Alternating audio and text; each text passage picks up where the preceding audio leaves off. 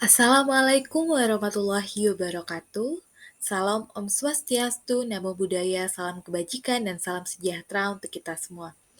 Halo, perkenalkan saya Atalia Melani Salfitri dengan NIM 2005040013. Saya adalah mahasiswa Ilmu Hukum angkatan 2020 Universitas Maritim Raja Ali Haji. Baiklah, video ini saya buat untuk memenuhi ujian akhir semester mata kuliah Hukum Dagang Maritim.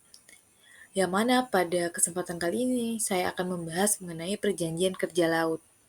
Saya akan membahas dengan menganalisis putusan nomor 36 garing PDT SUS garing PHI garing 2017 garing PN Banjarmasin.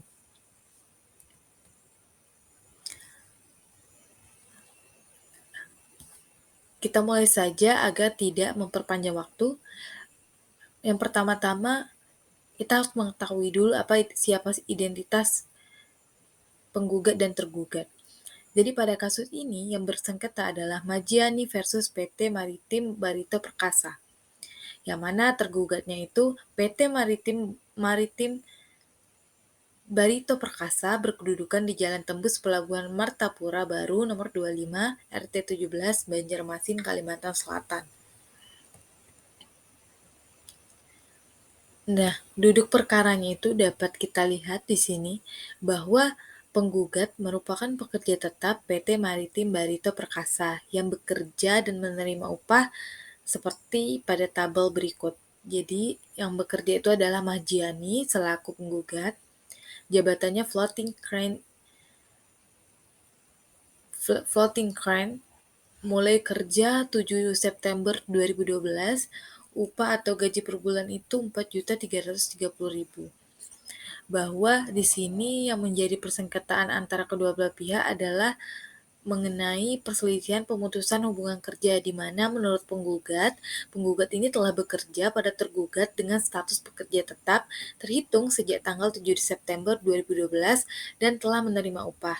Namun terhitung sejak bulan Maret 2017, penggugat sudah tidak dipekerjakan lagi dan juga upah tidak dibayar dengan alasan kondisi kesehatan penggugat yang tidak memungkinkan untuk dipekerjakan kembali.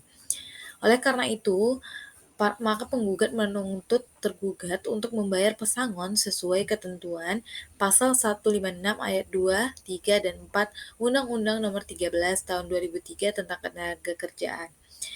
Nah, bahwa di sini keterangannya juga penggugat telah bekerja pada tergugat itu kan sejak 7 September 2012 dan telah menerima upah. Namun itu sejak bulan Maret 2017 tidak dibayar. Nah, karena pada hal ini penggugat merasa tergugat ini melakukan PHK secara sepihak dan tidak mengacu kepada peraturan perundang-undangan.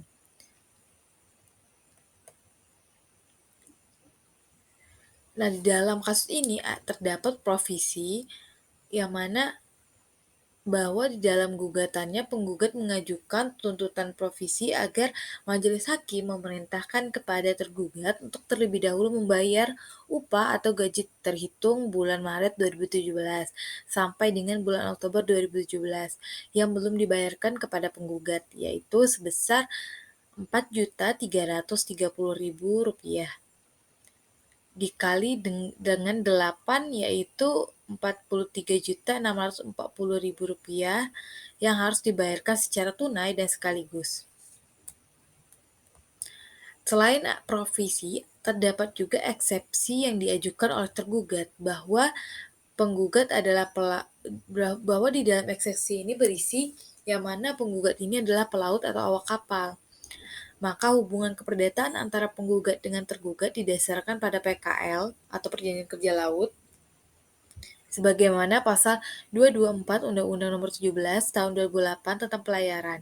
Penggugat dan tergugat telah menandatangani PKL pada tanggal 21 Oktober 2016 dan PKL ini telah diketahui oleh pejabat pemerintah yang ditunjuk Menteri Perhubungan, dalam hal ini Kantor Kesyahbandaran dan Otoritas Pelabuhan atau KSOP Banjarmasin sebagaimana penomoran yang telah diberikan di atas PKL, yakni nomor PK 305-340-18 Banjarmasin 2016. Perjanjian kerja laut yang telah ditandatangani oleh penggugat dan tergugat serta diketahui oleh pejabat pada KSOP Banjarmasin merupakan hukum khusus yaitu lex specialis yang tunduk kepada Kitab Undang-Undang Hukum Dagang, Undang-Undang Nomor 17 Tahun 2008 tentang Pelayaran atau Undang-Undang Pelayaran, dan Peraturan Pemerintah Nomor 7 Tahun 2000 tentang Kepelautan atau PP Kepelautan. Sedemikian hubungan keperdataan yang ada antara penggugat dan tergugat tidak tunduk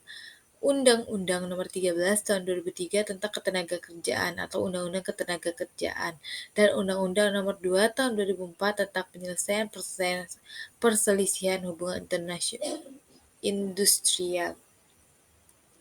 Selanjutnya, ditegaskan juga dalam pasal 51 ayat 2 Undang-Undang Ketenagakerjaan yang mana perjanjian kerja yang dipersyaratkan secara tertulis harus sesuai dengan peraturan perundang-undangan yang berlaku, antara lain perjanjian kerja waktu tertentu, antar kerja antar daerah, dan perjanjian kerja laut.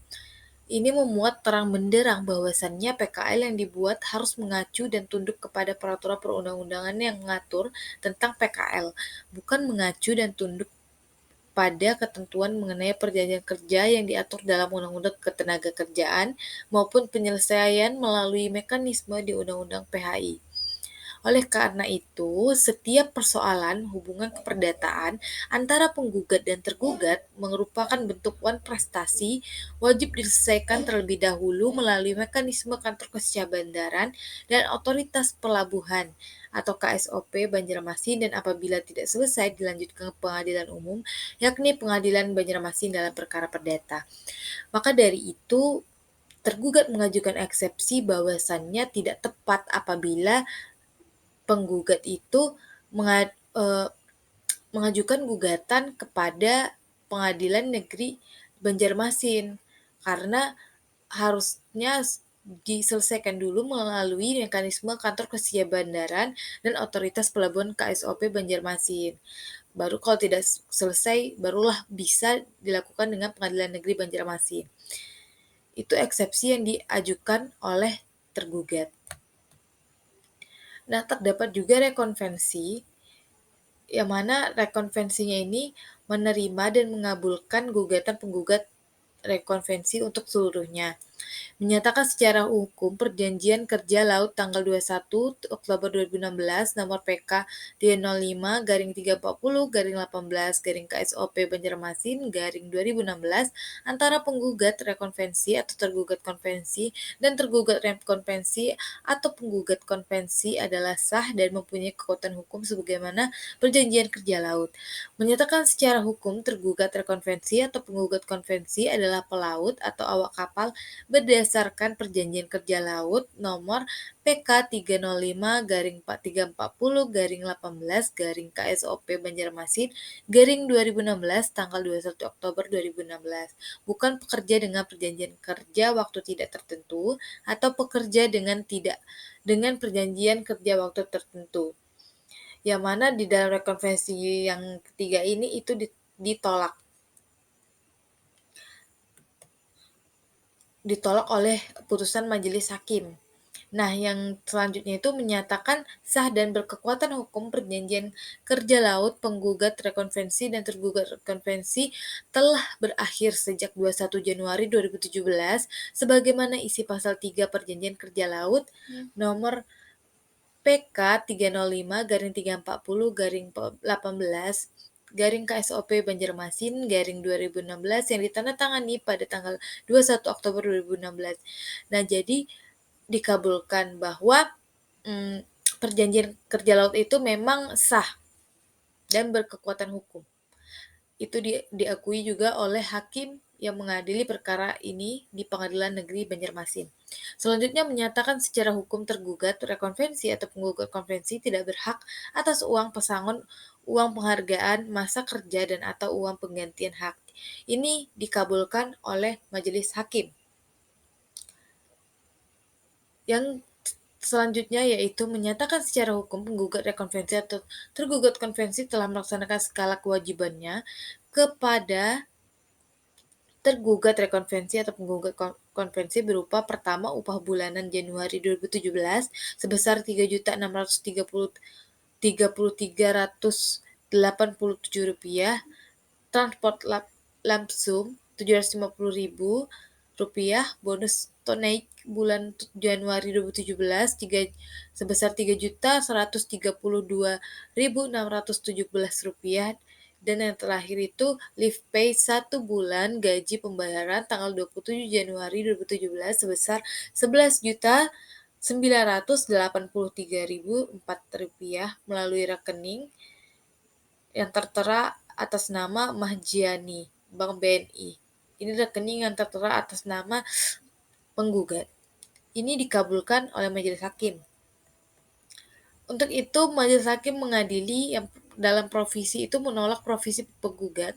Berarti gugatan provisi tadi itu ditolak oleh majelis hakim. Yang kedua, dalam eksepsi menolak eksepsi tergugat. Selanjutnya, dalam pokok perkara menolak gugatan penggugat seluruhnya. Dalam rekonvensi mengabulkan gugatan penggugat rekonvensi untuk sebagian. Selanjutnya itu menyatakan secara hukum perjanjian kerja laut tanggal 21 Oktober 2016 nomor PK 305-340-18 KSOP Banjarmasin-2016 antar penggugat rekonvensi, tergugat konvensi, dan tergugat rekonvensi atau penggugat konvensi adalah sah dan mempunyai kekuatan hukum sesuai perjanjian kerja laut. Menyatakan sah dan berkekuatan hukum perjanjian kerja laut penggugat rekonvensi dan tergugat rekonvensi telah berakhir sejak tanggal 21 Januari 2017 sebagaimana isi pasal 3 Perjanjian Kerja Laut nomor PK 305-340-18 KSOP Banjarmasin 2016 yang ditandatangani pada tanggal 21 Oktober 2016.